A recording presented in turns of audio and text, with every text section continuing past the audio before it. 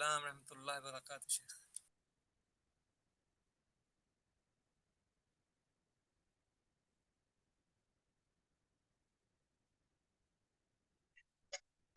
بسم الله الرحمن الرحيم. الحمد لله رب العالمين، والصلاة والسلام على أشرف الأنبياء والمرسلين وعلى آله الطاهرين وأصحابه الطيبين ومن تبعهم بإحسان إلى يوم الدين، أما بعد۔ محترم بھائیوں اور دوستوں اور معززات ماؤں بہنوں بیٹیوں اور خواتین اسلام، ایک دن کی چھٹی کے بعد آپ کو ایک بار پھر کتاب التوحید کے سبق میں خوش آمدید کہتا ہوں۔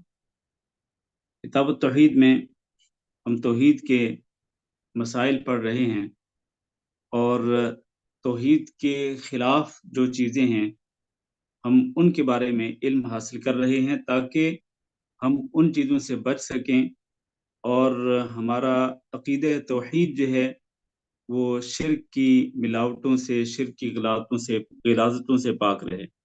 پچھلے سبق میں ہم نے یہ پڑھا تھا کہ چھلا پہننا یا دھاگا پہننا یا کوئی تعویذ لٹکانا اپنے گلے میں یا اپنے بازو پر تعویذ باندھنا یا ایسے منکے لٹکانا، یہ وہ چیزیں ہیں کہ جو عقیدہ توحید کے خلاف ہیں۔ اگر کوئی شخص ان چیزوں پر یقین رکھتا ہو کہ ان چیزوں سے انسان کو فائدہ پہنچتا ہے اور ان چیزوں سے انسان نقصان سے بچتا ہے تو وہ شرک کرتا ہے۔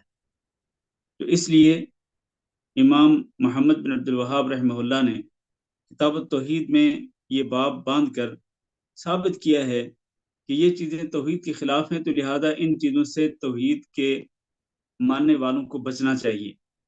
اور توحید کا تقاضا یہ ہے کہ اس قسم کی جتنی بھی چیزیں ہیں کہ جن سے غیر اللہ کے ساتھ تعلق جڑتا ہو، اللہ سے تعلق کٹ کر اللہ سے تعلق ختم کر کے غیر اللہ کے ساتھ تعلق جڑتا ہو، تو اس قسم کی چیزیں جو ہیں وہ عقیدہ توحید کے سراسر خلاف ہیں۔ آج ہم جو دو باب پڑھیں گے، ان دو بابوں کے اندر بھی، دو ابواب کے اندر بھی جو بعض شرکیہ چیزیں پائی جاتی ہیں ہمارے معاشرے کے اندر، ان کی نشاندہی کی گئی ہے۔ آج ہمارا جو باب ہے، پہلا باب وہ ہے من تبرک بشجر او حجر ونحوہما، کہ درخت سے یا پتھر سے تبرک حاصل کرنا، یعنی کسی درخت کو متبرک سمجھنا، بابرکت سمجھنا، یا کسی پتھر کو بابرکت سمجھنا، جبکہ یہ جو چیز ہے یہ آج بھی ہمارے معاشرے کے اندر موجود ہے۔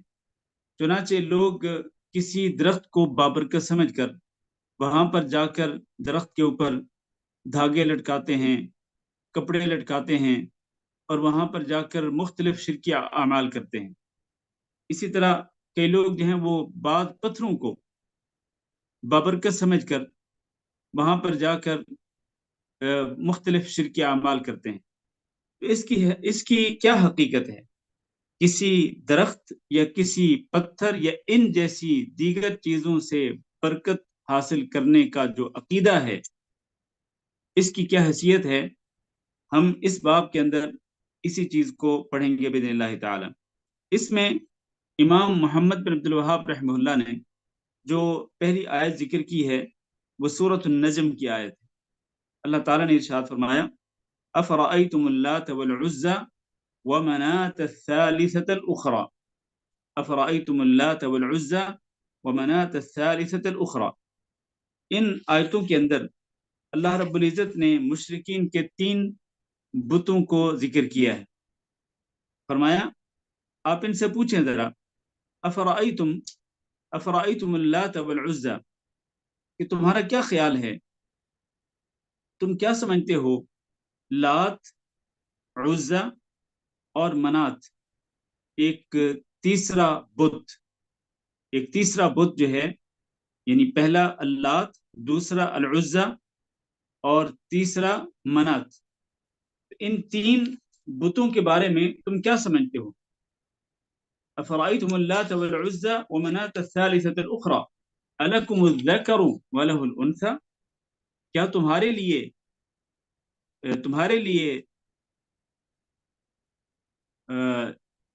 अलकुम अज़-ज़कर, क्या तुम्हारे लिए मुज़क्कर है, व लहु अल-उन्सा, और अल्लाह के लिए उन्सा है, फीमेल है, तुम्हारे लिए मेल और अल्लाह के लिए फीमेल। क्योंकि ये जो नाम है ना, अल्लात वल उज़्ज़ा व मनात, ये मुअन्नस नाम है, ये क्या है, फीमेल नाम है ये।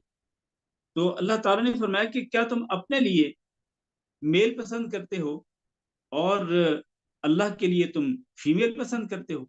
तिल्का इदन किस्मतुन दीज़ा, ये तो ऐसी तकसीम है जो ना इंसाफी पर मबनी है, इस तकसीम के अंदर इंसाफ नहीं है। फिर अल्लाह ताला ने आगे फरमाया, इन हिया इल्ला अस्माउन सम्मैतुमूहा अंतुम, ये जो है ना, ये तो नाम है जो तुमने रख छोड़े हैं।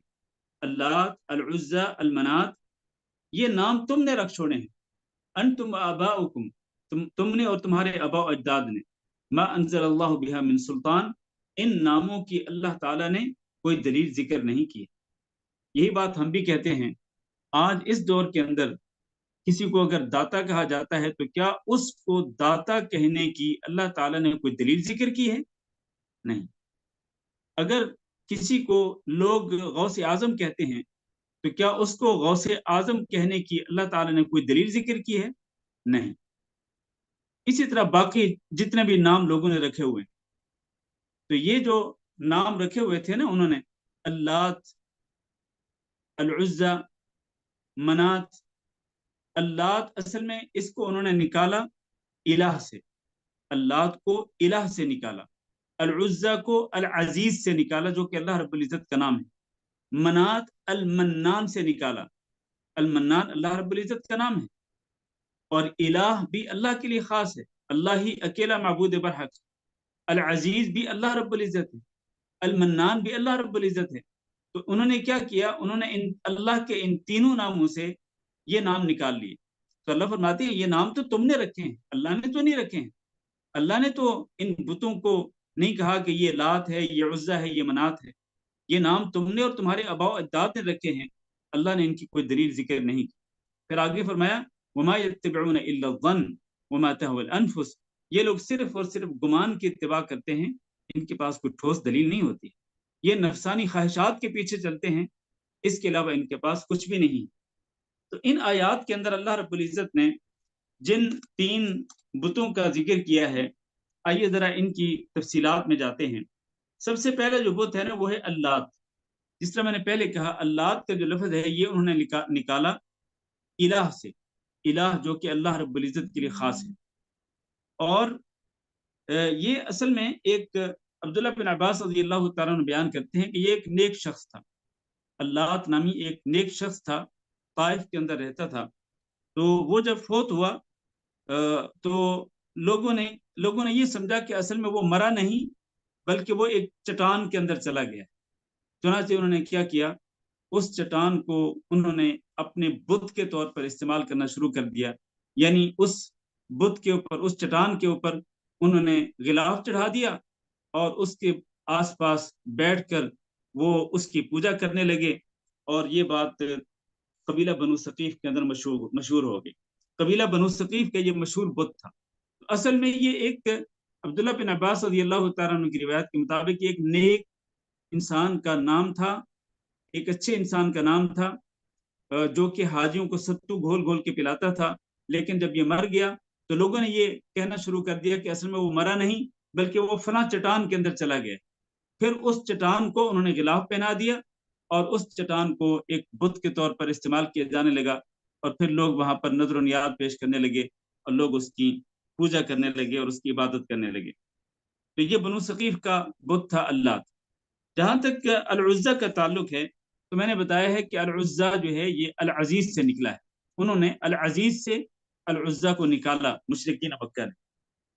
तो ये असल में एक दरख्त था, अल उज़्ज़ा जो है ये असल में एक दरख्त था। इसीलिए इमाम मोहम्मद बिन अब्दुल वहाब रहमहुल्लाह ने बाब जो बांधा है ना वो है दरख्त या पत्थर के जरिए बरकत हासिल करने का जो अकीदा है, इसकी क्या शरई हैसियत है। تو ان آیات کے اندر اللات ایک ظاہر ایک چٹان تھی، ایک پتھر تھا، اس کی لوگ پوجا کرتے تھے اور اس کو متبرک سمجھتے تھے.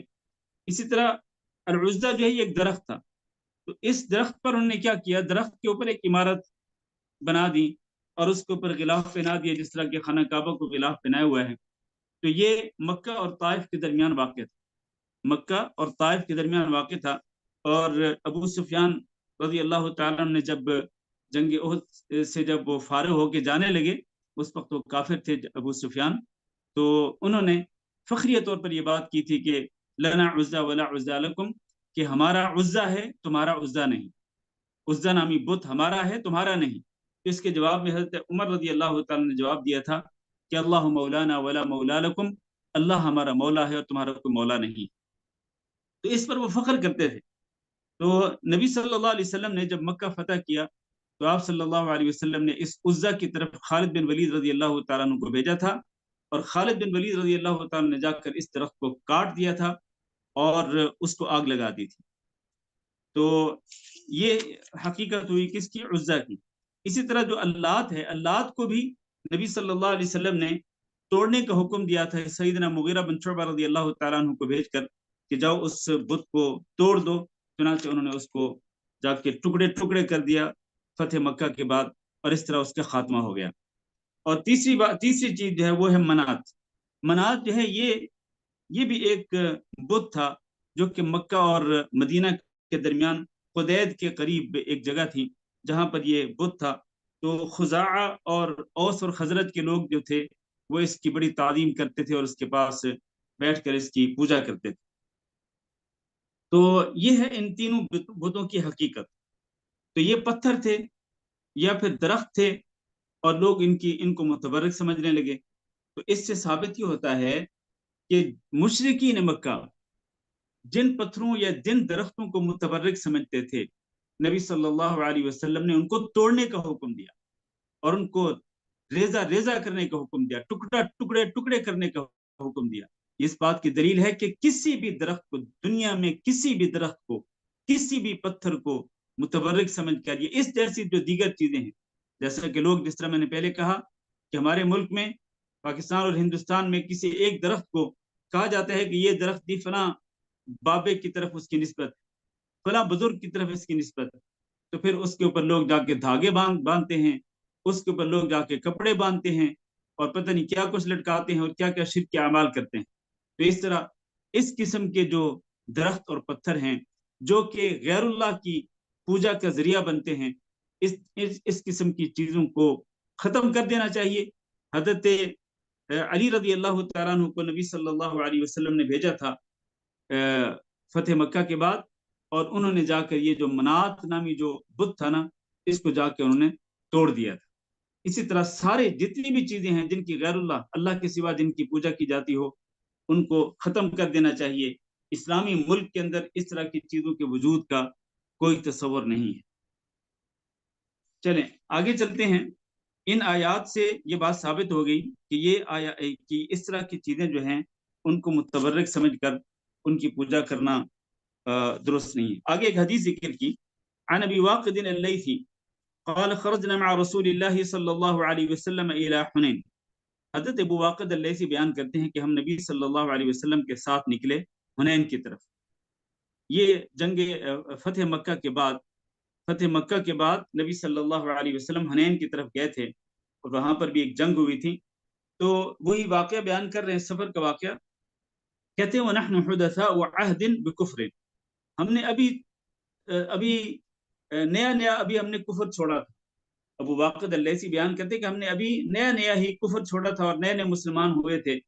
وَلِلْمُشْرِكِينَ سِدْرَةٌ، اور حنین میں ایک بیری کا درخت تھا مشرکین کا، یعکفون عندها، جہاں پر وہ بیٹھ کر وہ اس کا تقرب یا اس کا تبرک حاصل کرنے کے لیے وہاں پر بیٹھتے تھے. وَيَنُوطُونَ بِهَا أَسْلِحَتَهُمْ، اور وہ اس درخت کے اوپر اپنا اسلحہ لٹکایا کرتے تھے برکت کے لیے، کہ تاکہ اس درخت پر جب اسلحہ لٹکائیں گے پھر اسی اسلحے کو جب ہم مسلمانوں کے خلاف استعمال کریں گے تو ہم فتح یاب ہو جائیں گے اور ہمیں جو ہے وہ ہمیں غلبہ نصیب ہوگا. تو یہ مشرکین کا عقیدہ تھا ایک بیری کا درخت، اس کے پاس بیٹھ کر اس کو وہ متبرک سمجھتے تھے اور اس پر اپنا اسلحہ لٹکاتے تھے اور اس کی وہ پوجا کرتے تھے. تو یقال لها ذات انواط، اس کا نام تھا ذات انواط، اس درخت کا نام ذات انواط تھا. فمررنا بسدرۃ، تو یہ صحابی بیان کرتے ہیں کہ ہم اسی درخت کے پاس سے گزرے. اب جب اس درخت کے پاس سے گزرے تو نبی صلی اللہ علیہ وسلم نے دیکھا کہ یہ درخت جو ہے یہ بہت ہی، اس کا سایہ بہت ہی گھنا تھا، لیکن نبی صلی اللہ علیہ وسلم کی جو غیرت ایمانی تھی اس کے پیش نظر نبی صلی اللہ علیہ وسلم نے اس درخت کے نیچے آرام نہیں کیا. حالانکہ اس کا سایہ بہت ہی گھنا تھا، لیکن نبی صلی اللہ علیہ وسلم نے اس کو دانستہ طور پر اس درخت کو چھوڑ دیا اور آپ صلی اللہ علیہ وسلم ایک اور درخت کے نیچے چلے گئے جس کا سایہ نسبتاً کم تھا اور کم گھنا تھا. تو وہاں پر جا کر نبی صلی اللہ علیہ وسلم نے آرام کیا. تو یہ جو نئے نئے ابھی مسلمان ہوئے تھے یہ کہنے لگے یا رسول اللہ، اے اللہ کے رسول، اجعل لنا ذات انواط، ہمارے لیے بھی ذات انواط مقرر کر دیں. یعنی جس طرح کما لہم ذات انواط، جس طرح مشرکین کا ایک درخت ذات انواط ہے کہ جس کے پاس وہ بیٹھتے ہیں اور اس کو متبرک سمجھتے ہیں، تبرک حاصل کرنے کے لیے وہاں پر بیٹھتے ہیں اور اپنا اسلحہ وہاں پر لٹکاتے ہیں تبرک کے لیے. اب ہمارے لیے بھی اسی قسم کا کوئی درخت متعین کر دیں، مقرر کر دیں، تاکہ ہم بھی وہاں پر بیٹھ کر اس طرح تبرک حاصل کریں. اب یہ جو بات تھی، ظاہر ہے کہ یہ بات تو توحید کے عقیدہ کے خلاف تھی، عقیدہ توحید کے سراسر خلاف تھی. تو نبی صلی اللہ علیہ وسلم نے کیا فرمایا؟ اللہ اکبر. نبی صلی اللہ علیہ وسلم نے حیرانگی کا اظہار کیا، تعجب کا اظہار کیا اور فرمایا اللہ اکبر، اللہ بہت بڑا ہے. یعنی اللہ اس قسم کے شرکی عقیدے سے بہت بلند و بالا ہے. اللہ رب العزت پاک ہے، بلند و بالا ہے اس قسم کے شرکی عقیدے سے جو کہ ان مشرکین مکہ کا تھا کہ وہ اس درخت کو متبرک سمجھتے تھے. انہا سنن، پھر آپ نے فرمایا اصل میں یہ پچھلی قوموں کے طور طریقے، پچھلی قومیں بھی ایسے ہی کرتی تھی. قلتم بالذی نفسی بیدہ، تم نے بے شک وہ بات کی ہے اس ذات کی قسم جس کے ہاتھ میں میری جان ہے، جیسے کہ بنو اسرائیل نے موسیٰ سے کہا تھا تم نے بھی ویسے ہی کہا ہے کہ اجعل لنا الہا کما لہم آلہ. بنو اسرائیل نے موسیٰ علیہ السلام سے کہا تھا کہ ہمارے لیے بھی کوئی ایک معبود مقرر کر دیں جیسے کہ ان کا ایک معبود ہے. قال انکم قوم تجہلون، تو موسیٰ علیہ السلام نے جواب دیا تھا اپنی قوم کو کہ نہیں، تم تو وہ بات کر رہے ہو جو کہ جاہل لوگ کرتے ہیں. تو گویا کہ نبی صلی اللہ علیہ وسلم نے ان نئے نئے مسلمان ہونے والے لوگوں کی اس بات کو بالکل ویسی ہی بات قرار دیا جیسی بات حضرت موسیٰ علیہ السلام سے بنو اسرائیل نے کی تھی کہ ہمارے لیے ایک الہ بنا دیں جیسے کہ ان کا بھی الہ ہے. حالانکہ انہوں نے، یعنی ان نئے نئے مسلمان ہونے والے لوگوں نے نبی صلی اللہ علیہ وسلم سے یہ نہیں کہا تھا کہ ایک درخت ہمارے لیے مقرر کر دے تاکہ ہم وہاں پر بیٹھ کر غیر اللہ کی پوجا کریں. نہیں، ایسی کوئی بات نہیں کی تھی. انہوں نے صرف برکت حاصل کرنے کے لیے کہا تھا کہ جس طرح مشرکین کا ایک بیری کا درخت ہے ذات و انواط، تو وہ برکت کے لیے وہاں بیٹھتے ہیں اور برکت کے لیے اس کے اوپر اسلحہ لٹکاتے ہیں، تو اسی طرح ہمارے لیے بھی کوئی درخت آپ مقرر کر دیں ذات و انواط تاکہ ہم بھی برکت کے لیے وہاں بیٹھیں اور اپنا اسلحہ وہاں پر لٹکا سکیں. تو انہوں نے درخت کی پوجا کرنے کی بات نہیں کی تھی، لیکن یہ چونکہ یہ بات ایسی تھی جو کہ شرک تک پہنچا سکتی تھی، تو اس کو نبی صلی اللہ علیہ وسلم نے تشبیہ دی بنو اسرائیل کی بات سے جو انہوں نے موسیٰ علیہ السلام سے کی تھی کہ ہمارے لیے بھی الہ بنا دیں جیسے کہ ان کا ایک الہ ہے. ابراہیم تو موسیٰ علیہ السلام نے کہا تھا کہ انکم قوم تجہلون، بے شک تم جاہل لوگوں والی بات کر رہے ہو. پھر نبی صلی اللہ علیہ وسلم نے فرمایا لترکبن سنن من کان قبلکم، تم ضرور بالضرور وہی طور طریقے اختیار کرو گے جو کہ تم سے پہلے لوگوں کے تھے. تم سے پہلے جو یہود و نصارہ تھے، جو طور طریقے ان کے تھے نا، تم بھی ویسے ہی کرو گے. اور نبی صلی اللہ علیہ وسلم کی یہ پیشین گوئی ہو بہو حرف بحرف پوری ہوئی. چنانچہ آپ دیکھیں آج بہت سارے کام ایسے ہیں جو یہود و نصارہ سے ہمارے پاس پہنچے، مسلمانوں کے پاس، اور مسلمانوں نے ان کاموں کو جو ہے وہ قبول کیا ہے. جیسا کہ نبی صلی اللہ علیہ وسلم نے فرمایا، ایک مثال ذکر کرتا ہوں. آپ صلی اللہ علیہ وسلم نے فرمایا لعنت اللہ علی الیہود والنصارى اتخذوا قبور انبیائہم مساجد، کہ یہود و نصارہ پر لعنت ہو اللہ تعالیٰ کی لعنت اور اللہ کی پھٹکار ہو کہ جنہوں نے اپنے نبیوں کی قبروں کو سجدگاہ بنا لیا تھا۔ تو نبیوں کی قبروں کو سجدگاہ بنانا یہ کس کا کام تھا؟ یہود و نصارہ کا، جس کی وجہ سے اللہ تعالیٰ نے ان پہ لعنت اور پھٹکار بھیجی۔ بالکل یہی کام آج اس امت کے اندر مسلمان کر رہے ہیں۔ مسلمان نبیوں کی قبروں کو نہیں، بلکہ مسلمان نبیوں سے کم تر، بہت ہی کم تر، بہت ہی کم تر، جن کو کہتے ہیں کہ یہ اولیاء اللہ ہیں، تو اولیاء اللہ کی قبروں کو سجدگاہ بنا لیا۔ اور بلکہ اولیاء اللہ تو چھوڑیے، اب تو جناب وہ جو گویے قوال ہوتے ہیں، قوال جب مرتا ہے تو اس کی قبر کو بھی لوگ سجدگاہ بنا لیتے ہیں۔ بڑے بڑے یعنی برے لوگ جو ہیں، انتہائی گندے غلیظ لوگ جو ہیں، جب وہ مرتے ہیں تو ان کی قبروں کو سجدگاہ بنا لیا جاتا ہے۔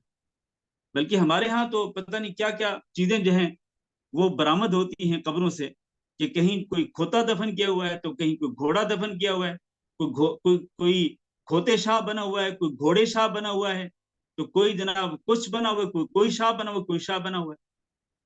لوگوں نے پتہ نہیں کیا کچھ دفن کیے ہوئے ہیں قبروں کے اندر، اور وہاں پر سجدگاہ بنا لیا ہے لوگوں نے، دربار اور مزار بنا لیے، وہاں پر لوگ جا کے سجدے کرتے ہیں، رکوع کرتے ہیں، نذر و نیاز پیش کرتے ہیں۔ تو بالکل وہی کام جو یہود و نصارہ نے کیا، بالکل ویسا ہی کام اس امت نے بھی کیا۔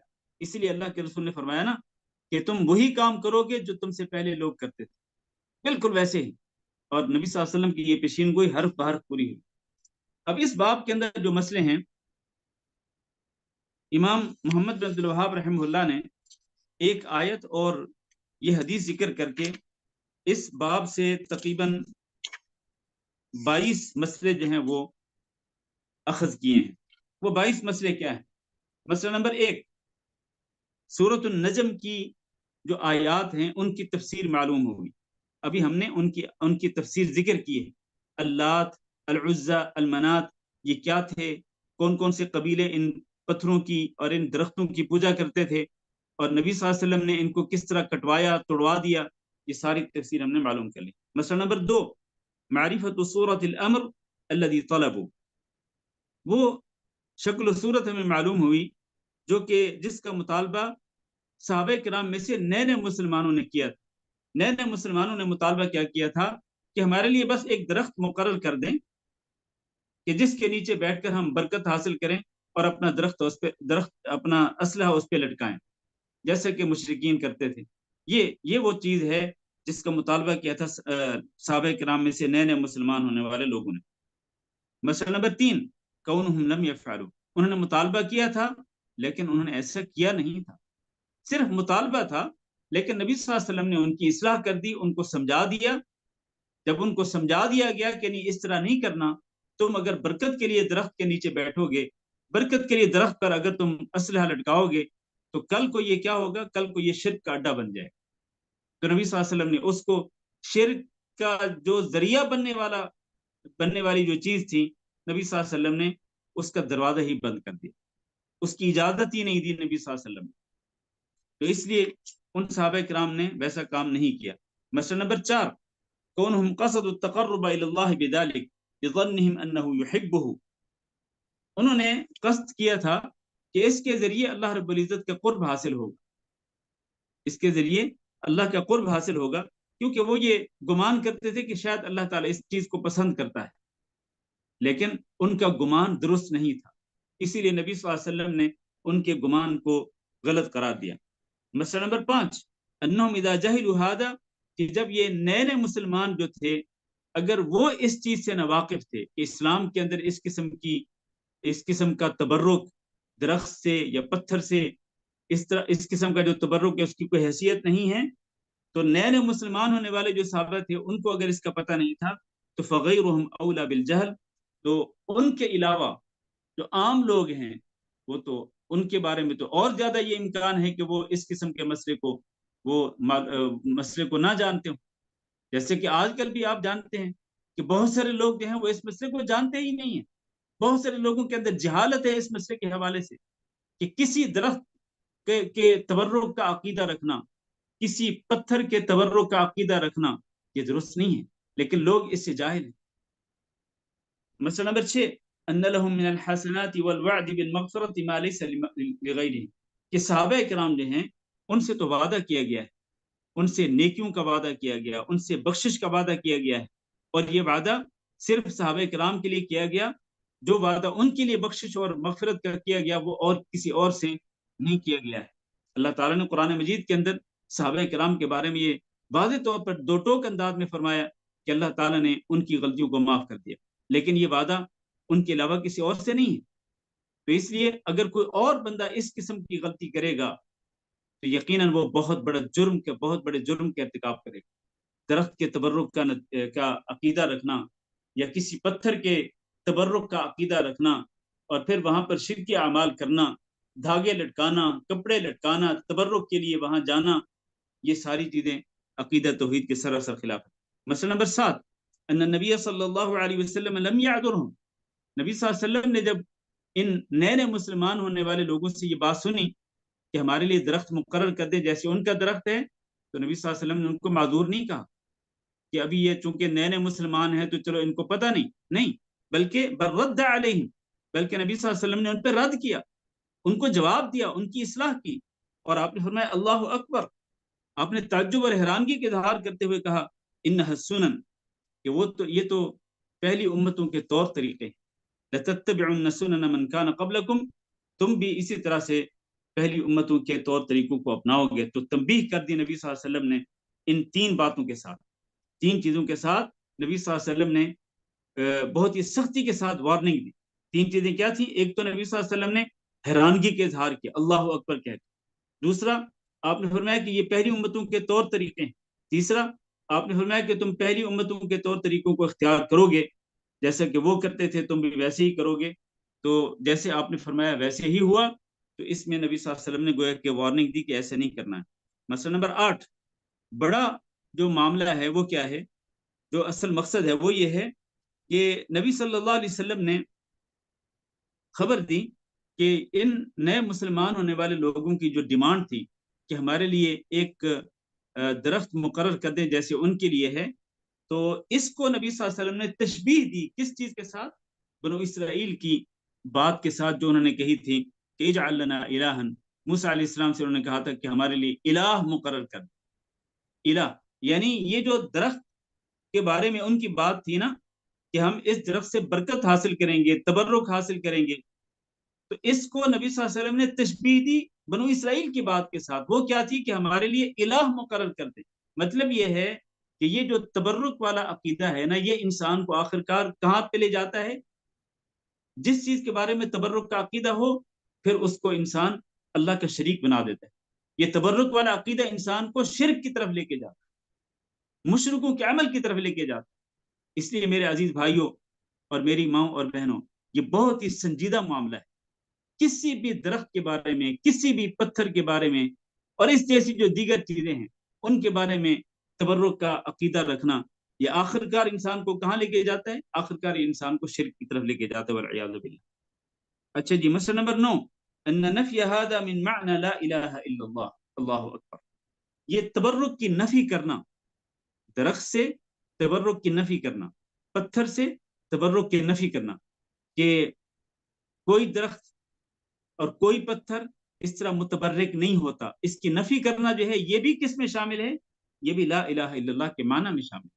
آپ اگر لا الہ الا اللہ کی گواہی دیتے ہیں تو آپ اس بات کی بھی گواہی دیں کہ کوئی درخت، کوئی پتھر اور اس جیسی کوئی چیز بابرکت نہیں، متبرک نہیں، کہ جس کو متبرک سمجھ کر پھر وہاں پر پوجا شروع کر دیں، وہاں نظر و نیاز شروع کر دیں، وہاں رکوع سجدہ شروع کر دیں، تو یہ لا الہ الا اللہ کے معنی میں شامل ہے کہ آپ اس قسم کی چیزوں کو متبرک نہ سمجھیں۔ مسئلہ نمبر 10 انہ حلف علی الفتیہ، نبی صلی اللہ علیہ وسلم نے قسم کھا کے فرمایا کہ تم پہلی امتوں کے طور طریقوں کو اپناؤ گے، اور نبی صلی اللہ علیہ وسلم نے جو قسم کھائی وہ یقیناً کسی مصلحت کے لیے، فائدے کے لیے، لوگوں کو ڈرانے کے لیے کہ تم نے پہلی امتوں کے طور طریقوں کو اختیار نہیں کرنا ہے، ورنہ تم ہلاکت اور بربادی کی طرف چلے جاؤ گے جس طرح پہلی امتیں ہلاکت اور بربادی کے شکار ہوں۔ مسئلہ نمبر 11 ان الشرک فیہ اصغر و اکبر، شرک میں شرک اصغر بھی ہوتا ہے، شرک اکبر بھی ہوتا ہے، اور یہ ہم پہلے وضاحت کر چکے ہیں۔ شرک اکبر کیا ہوتا ہے کہ ڈائریکٹ آپ غیر اللہ کو پکاریں، غیر اللہ کو پکاریں مدد کے لیے، ڈائریکٹ اس سے دعا مانگیں، اس سے امیدیں رکھیں، اس کا خوف دل میں بسائیں، اس پہ توکل بھروسہ کریں، یہ کیا ہے؟ یہ شرک اکبر ہے، جس سے انسان دائرہ اسلام سے خارج ہو جاتا ہے۔ اور شرک اصغر کیا ہے؟ شرک اصغر وہ چیز ہے کہ وہ چیز آگے چل کر آپ کو شرک اکبر تک پہنچا دے، اس کو شرک اصغر کہتے ہیں۔ جیسا کہ یہ ہے، یہ درختوں کا، درخت کے بارے میں اس کو عقیدہ رکھنا کہ یہ متبرک ہے، یہ پتھر متبرک ہے، پھر آخر کار یہ عقیدہ کہاں لے جاتا ہے؟ شرک اکبر کی طرف، یعنی اس درخت کی پوجا اور اس پتھر کی پوجا کی طرف لے کے جاتا ہے۔ تو نبی صلی اللہ علیہ وسلم نے شرک اصغر کے بارے میں بھی وارننگ دی اور اس کے بارے میں تنبیہ کر دی۔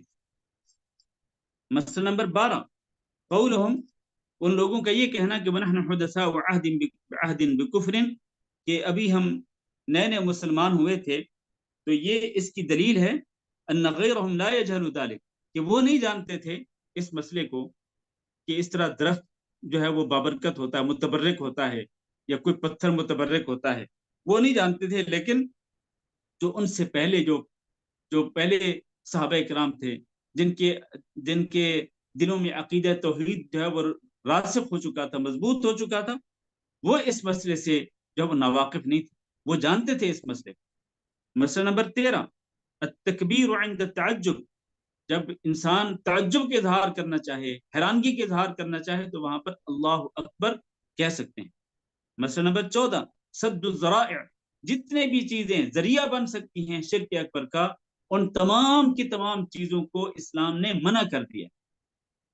یہ درخت کو متبرک سمجھنا اور اسی طرح پتھر کو متبرک سمجھنا، یہ وہ ذریعہ تھا جو کہ شرک تک پہنچا سکتا تھا، تو اس ذریعے کو اسلام نے بند کر دیا۔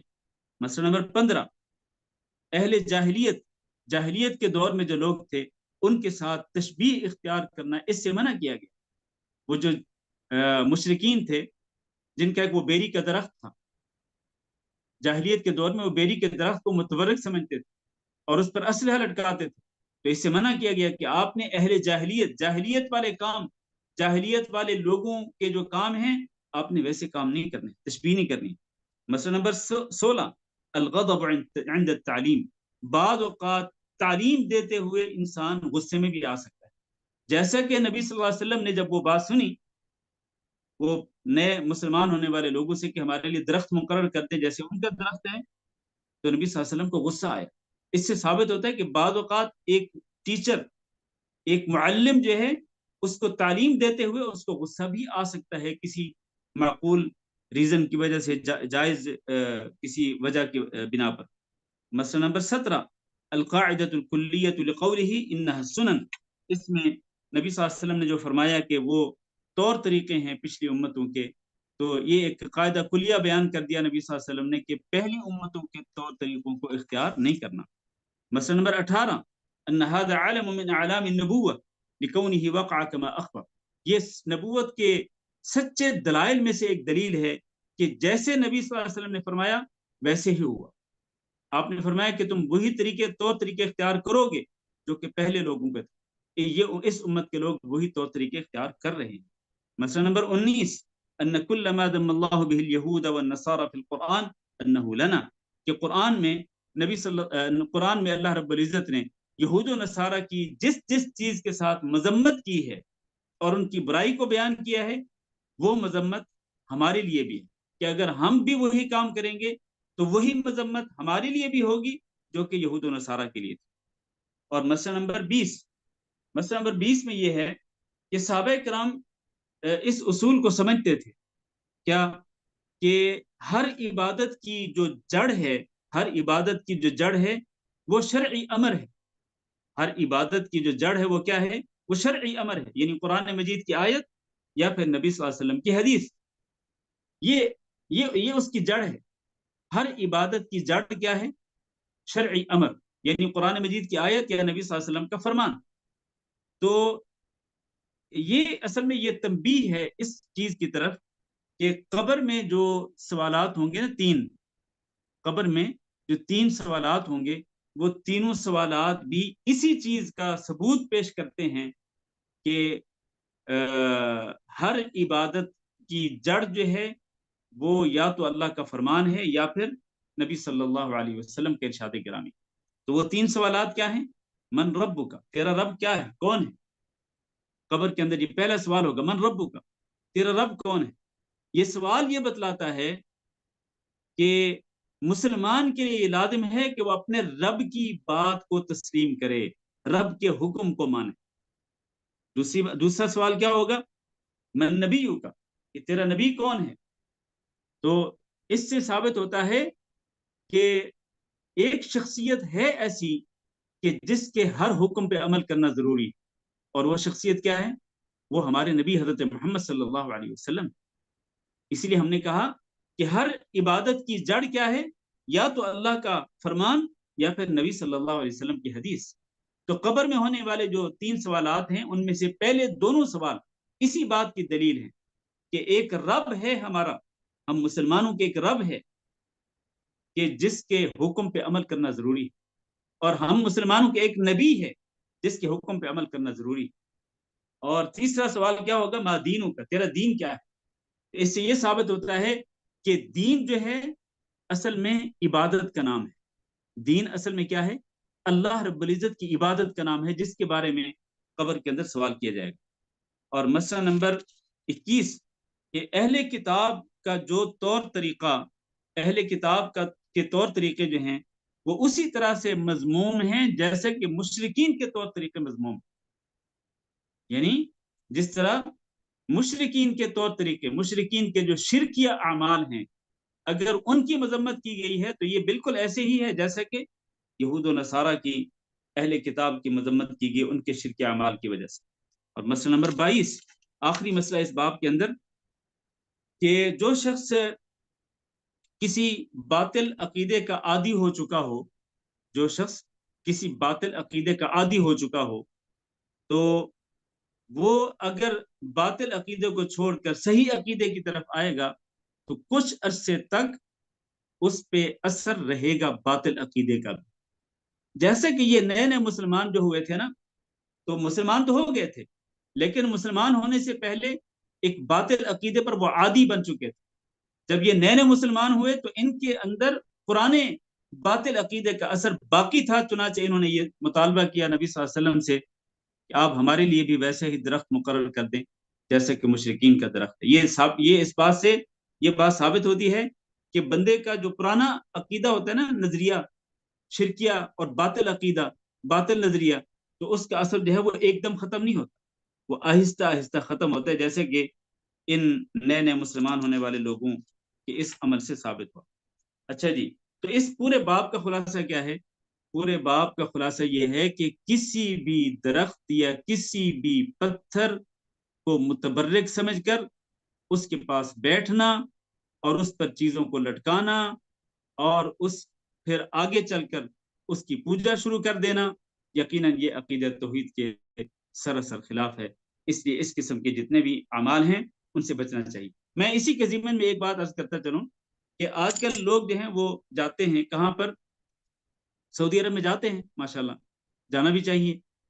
اور سعودی عرب کے اندر حرمین شریفین ہیں، مکہ میں حرم مکی ہے، مدینہ میں حرم مدنی ہے، دونوں مقدس جگہیں ہیں، بابرکت جگہ ہیں، اس میں کوئی شک نہیں ہے، جانا بھی چاہیے. لیکن لوگ جا کر بعض ایسے مقامات کا قصد کرتے ہیں اور باقاعدہ وہاں پر یعنی مشقت برداشت کرتے ہیں وہاں پہنچنے کے لیے.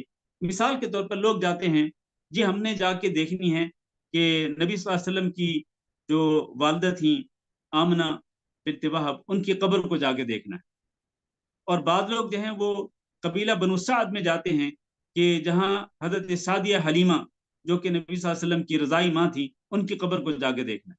تو وہاں پر جا کر کے تبرک کے لیے جاتے ہیں، اس محلے کے اندر تبرک کے لیے جاتے ہیں. اور اسی طرح بعض لوگ جو ہیں وہ غار ہرا پہ جاتے ہیں، بعض لوگ غار ثور پہ جاتے ہیں تبرک حاصل کرنے کے لیے.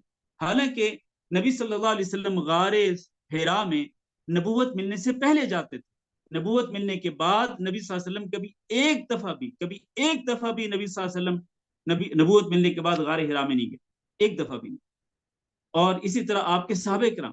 اب دیکھیں نا، اگر غار حرا متبرک جگہ ہوتی تو نبی صلی اللہ علیہ وسلم کے علاوہ آپ کے صحابہ کرام وہاں پر جاتے تبرک حاصل کرنے کے لیے.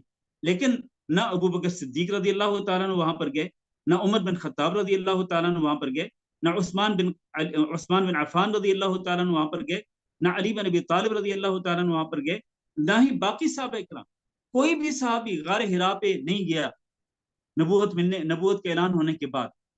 تو اس کا مطلب یہ ہے کہ وہ یہ سمجھتے تھے کہ غار حرا کو متبرک مقام نہیں ہے. لیکن آج لوگ پوری مشقت برداشت کر کے، سفر کر کے، باقاعدہ پہاڑ کی چڑھائی برداشت کر کے، حتیٰ کہ جو لوگ بیمار ہوتے ہیں وہ بھی صرف اسی نیت سے کہ وہاں پہ جا کے تبرک حاصل کرنا.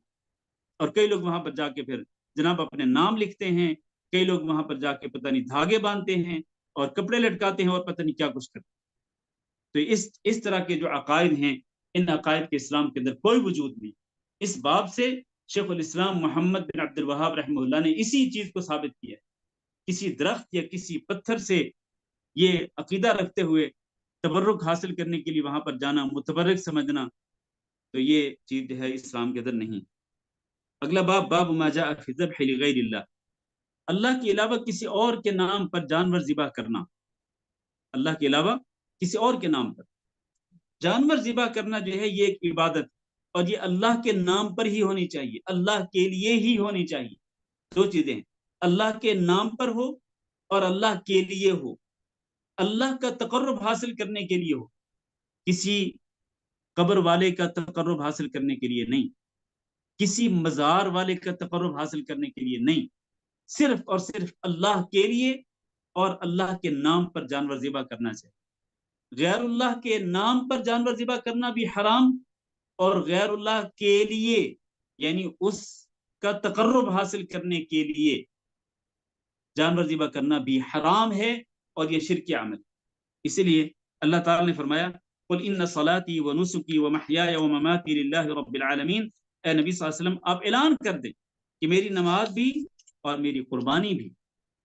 یہ نسک کے اندر جانور ذبح کرنا آتا ہے، کیونکہ قربانی جانور ذبح کر کے ہوتی ہے.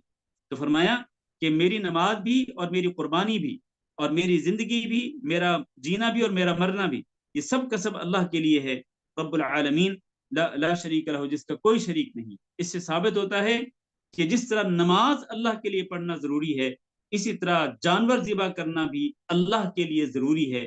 اللہ کے لیے ہی جانور ذبح کیا جائے، اللہ کے نام پر کیا جائے، غیر اللہ کے نام پر جانور ذبح کرنا جائز نہیں ہے. دوسری آیت فصلی لربک وانحر، کہ اپنے رب کے لیے ہی نماز پڑھیں، وانحر اور قربانی کریں.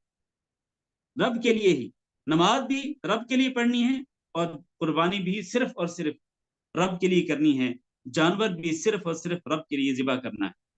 حدیث اس میں جو ذکر کی شیخ الاسلام محمد بن عبد الوہاب رحمہ اللہ نے، وہ کیا ہے؟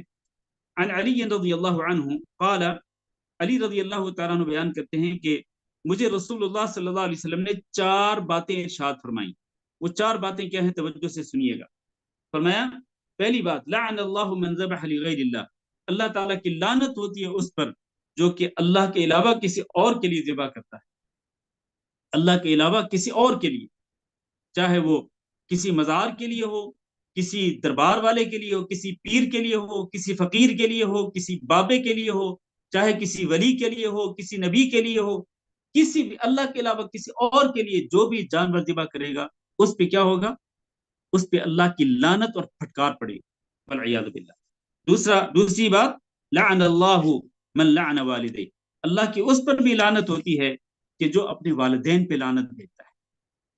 اور دوسری حدیث میں یہ وضاحت ہے کہ اپنے والدین پہ کون لعنت بھیجتا ہے. تو اللہ کے رسول نے فرمایا کہ کوئی بندہ کسی کے والدین پہ لعنت بھیجتا ہے تو وہ آگے سے جواب میں کیا کرتا ہے؟ وہ اس کے والدین پہ لعنت بھیجتا ہے. تو گویا کہ یہ خود سبب بنا کس چیز کا؟ اپنے والدین پہ لعنت بھیجنے کا. اور جب خود سبب بنا تو یہ ایسے ہی ہے جیسے کہ خود اس نے اپنے ماں باپ پہ لعنت بھیجی. تو جو شخص اپنے ماں باپ پہ لعنت بھیجتا ہے یا لعنت بھیجنے کا ذریعہ بنتا ہے، اس پہ کیا ہوتا ہے؟ اس پہ اللہ کی لعنت پڑتی ہے، اس پہ اللہ کی پھٹکار پڑتی ہے. تیسری چیز، لعن اللہ من آوى محدثا، اللہ کی لعنت اور پھٹکار پڑتی ہے اس بندے پر بھی کہ جو یا تو کسی بدعتی بدعت ایجاد کرنے والے بندے کو پناہ دیتا ہے یا پھر کسی مجرم کو پناہ دیتا ہے. ایک مجرم ہو، مثال کے طور پر کسی نے چوری کی ہو، ڈاکہ زنی کی ہو، آپ اگر اس کو اپنے گھر میں چھپا لیں گے کہ تاکہ یہ قانون کے ہاتھ میں نہ آئے، تاکہ یہ سزا سے بچ سکے، تو آپ پر چونکہ آپ ایک مجرم کو پناہ دے رہے ہیں، اور اسی طرح بدعت کرنے والے، ایک بدعت ایجاد کرنے والے شخص کو اگر آپ اپنے گھر میں پناہ دیں گے، آپ پر اللہ کی لعنت پڑے گی، پھٹکار پڑے گی. یہ تیسرا کام. اور چوتھا کام، لعن اللہ من غیر منار الارض، اللہ کی لعنت اور پھٹکار پڑتی ہے اس بندے پر بھی جو کہ زمین کے نشانات کو مٹا دیتا ہے. نشانات کیوں مٹائے جاتے ہیں؟ اس لیے کہ ہر بندے کو جو زمین ہوتی ہے اس کی ایک باؤنڈری ہوتی ہے، تو وہ اپنی زمین میں ہی جو کچھ کرنا چاہے کر سکتا ہے. تو لوگ کیا کرتے ہیں، لوگ اس قسم کی جو باؤنڈریز ہوتی ہیں ان کو چینج کر دیتے ہیں، نشانات کو تبدیل کر دیتے ہیں، تاکہ وہ کیا کریں، تاکہ دوسروں کی زمین پہ قبضہ کریں. تو جو شخص بھی اس طرح زمین کے نشانوں کو مٹاتا ہے یا تبدیل کرتا ہے یا باؤنڈریز کے اندر تبدیلی کرتا ہے تاکہ وہ دوسروں کی زمین پہ قبضہ کر لے، چاہے وہ ایک بالش زمین پر بھی قبضہ کرے گا، تو اس پر اللہ رب العزت کی لعنت اور پھٹکار پڑے گی. بلکہ ایک حدیث میں فرمایا نبی صلی اللہ علیہ وسلم نے کہ جو بندہ ظلم کرتے ہوئے کسی کی زمین میں سے ایک بالش زمین پر اگر وہ کرتا ہے، قبضہ کرتا ہے، تو اس کو قیامت کے دن 7 زمینوں کو اس کے گلے کا ہار بنا کے اس کے اوپر اس کا بوجھ ڈال دیا جائے. 7 زمینوں کا بوجھ اس کے اوپر ڈال دیا جائے، کیونکہ اس نے ایک بالش زمین، یعنی 1 فٹ بھی نہیں، اس کو آپ سمجھ سکتے ہیں تقریباً آدھا فٹ آپ کہہ سکتے ہیں، آدھا فٹ بھی اگر آپ نے کسی کی زمین پہ قبضہ کیا، جس طرح کہ عموماً لوگ کرتے ہیں جب اپنے گھر کی 4 دیواری بناتے ہیں تو کوشش یہ کرتے ہیں کہ زیادہ سے زیادہ زمین ہتھیا لیں، زیادہ سے زیادہ زمین پہ قبضہ کر لیں. تو اگر آپ ایک بالش زمین پر بھی قبضہ کرتے ہیں تو قیامت کے دن 7 زمینوں کا بوجھ آپ کے اوپر ڈال دیا جائے گا والعیاذ باللہ. تو اس حدیث سے یہ ثابت ہوتا ہے کہ اللہ کے علاوہ کسی اور کے نام پر جانور ذبح کرنا جو ہے یہ کیا ہے، یہ حرام ہے. جو یہ کام کرتا ہے اس پر اللہ رب العزت کی لعنت پڑتی ہے. بس یہ ایک حدیث اور پڑھ لیں پھر انشاءاللہ ہم ختم کرتے ہیں. طارق بن شہاب بیان کرتے ہیں کہ رسول اللہ صلی اللہ علیہ وسلم نے فرمایا کہ ایک بندہ ایک مکھی کی وجہ سے جنت میں داخل ہو گیا اور دوسرا بندہ ایک مکھی کی وجہ سے جہنم میں داخل ہو گیا. تو صحابہ کرام نے پوچھا کہ یہ کیسے اللہ کے رسول؟ آپ نے فرمایا کہ حقیقت یہ ہے کہ 2 بندے ایک قوم کے بت کے پاس سے گزرے، تو اس قوم کے لوگوں نے کہا کہ تم یہاں سے آگے نہیں جا سکتے جب تک کہ تم یہاں پر چڑھاوا نہیں چڑھاؤ. تو انہوں نے کہا کہ ہمارے پاس تو کچھ بھی نہیں ہے. تو انہوں نے ان میں سے ایک سے کہا کہ قرب، کہ تم چڑھاوا چڑھاؤ. تو اس نے کہا کہ میرے پاس تو کچھ بھی نہیں، میں جس کا میں چڑھاوا چڑھاؤں اس سے تمہارے بت کے اوپر. تو انہوں نے کہا کہ تمہارے پاس کچھ بھی نہیں نا، چلو ایک مکھی مار کر ہی اس کا چڑھاوا چڑھا دو. مکھی، حالانکہ مکھی ایک حقیر سا جانور ہے، حقیر، بہت ہی گھٹیا قسم کا جانور. تو مطلب وہ گھٹیا سی چیز جو ہے وہ بس چڑھاوے کے طور پر پیش کر تو تمہاری جان چھوٹ جائے گی. تو اس نے کیا کیا، اس نے ایک مکھی کو مار کر اس پر چڑھاوا چڑھایا. فخلوا سبیلہ، تو ان لوگوں نے اس کا راستہ چھوڑ دیا. تو وہ ان لوگوں سے تو بچ گیا، لیکن چونکہ اس نے غیر اللہ کے نام پر ایک مکھی کو مار کے چڑھاوا چڑھایا تھا تو وہ سیدھا جہنم میں چلا گیا والعیاذ باللہ. قالوا للآخر، دوسرے بندے سے انہوں نے کہا کہ تو بھی چڑھاوا چڑھا. تو اس نے کہا کہ نہیں، میں تو اللہ کے سوا کسی اور کے لیے کوئی چڑھاوا نہیں پیش کروں گا. تو انہوں نے کیا کیا، انہوں نے اس بندے کو مار دیا، قتل کر دیا. جب وہ جیسے ہی قتل ہوا تو وہ شخص سیدھا جنت میں چلا گیا. کیوں؟ اس لیے کہ اس نے شرک سے اپنے دامن کو بچایا. اس نے غیر اللہ پر اس نے چڑھاوا نہیں چڑھایا، غیر اللہ کے نام پہ اس نے قربانی نہیں کی. تو پہلا بندہ جو ہے وہ غیر اللہ کے نام پر اس نے چڑھاوا چڑھایا تھا، چاہے وہ مکھی کا تھا، حقیر سے جانور کا تھا، لیکن غیر اللہ کے نام پر تھا تو اس کی وجہ سے وہ جہنم میں چلا گیا والعیاذ باللہ. تو اس سے یہ معلوم ہوتا ہے کہ ذبح جو ہے یہ صرف اور صرف اللہ کے نام پر ہی کر سکتے. اس باب میں جو مسئلے ہیں وہ انشاءاللہ ہم کل پڑھ لیں گے، آج وقت ختم ہو چکا ہے. تو ابھی اسی پر اکتفا کرتے ہیں، انشاءاللہ اس باب سے جو مسائل معلوم ہوتے ہیں وہ انشاءاللہ کل پڑھ لیں گے باذن اللہ تعالی. وصلی اللہ وسلم علی نبینا محمد وعلی آلہ واصحابہ اجمعین، والسلام علیکم ورحمۃ اللہ وبرکاتہ. جاتے جاتے مجھے بتا دیں آپ لوگ، جاتے جاتے بس اتنا بتا دیں کہ ہم لوگ اب تک جو پڑھ چکے ہیں تقریباً مجھے یاد نہیں 8 یا 9 باب پڑھے ہیں شاید ہم نے. تو کیا خیال ہے، ہم جو جس طرح سے ہم پڑھ رہے ہیں اس طرح سے آپ کو فائدہ ہو رہا ہے، یا پھر ہمیں اپنا کچھ طریقہ چینج کرنا چاہیے پڑھانے کا اور اس کی شرح کرنے کا، وضاحت کرنے کا؟ آپ کیا سمجھتے ہیں، ہمارے اس میں کوئی تبدیلی آنی چاہیے؟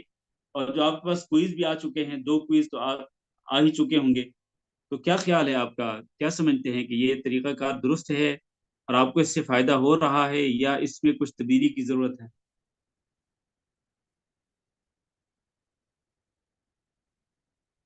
ہاں جی، 10واں سبق چل رہا ہے،